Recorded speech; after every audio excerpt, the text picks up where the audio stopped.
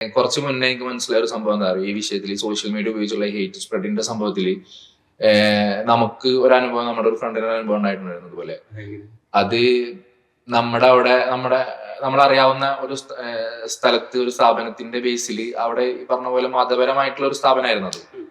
ആ സ്ഥാപനത്തിൽ ഉണ്ടായ ഒരു പ്രശ്നവും അതിനെ മതം കലർത്തിയിട്ട്, മതപരമായ സ്ഥാപനമാണെങ്കിൽ ഒരു മതത്തിന്റെ വിഷയമല്ലായിരുന്നു അത് സത്യത്തിൽ.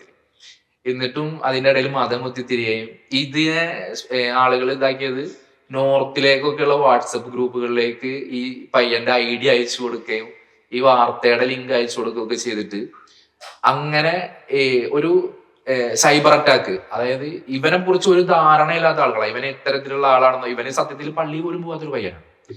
വെള്ളിയാഴ്ച മാത്രം പള്ളി പോകുന്ന ഒരു സാധാരണ പയ്യൻ. പക്ഷെ ആൾക്കാർ അവന്റെ പേര് നോക്കിയിട്ട് ഇവർക്ക് ഇങ്ങനത്തെ വാട്സപ്പ് ഗ്രൂപ്പുകളുണ്ട്. അതെ അതെ അതെ, ആ മുസ്ലിം നാമധാരി എന്ന് മാത്രമല്ല, ഇതിപ്പോ ഇപ്പഴും നടക്കുന്നുണ്ട്. ഇതേപോലെ തന്നെയുള്ള അറ്റാക്കുകള്, കാര്യങ്ങളെല്ലാം. ഇപ്പം ഒരു ഹിന്ദു പേരുള്ള ഒരാളാണെന്നുണ്ടെങ്കിൽ, മുസ്ലിം പേരുള്ള ഒരാളാണെന്നതുപോലെ തന്നെ ഒരു ഹിന്ദു പേരുള്ള മുസ്ലിം ഒരു ഹിന്ദു ഫേക്ക് ഐഡി ഉണ്ടാക്കുകയും ഇത്തരത്തിലുള്ള വിഷയങ്ങൾ ഉണ്ടാക്കുകയൊക്കെ ചെയ്യുന്നുണ്ട്.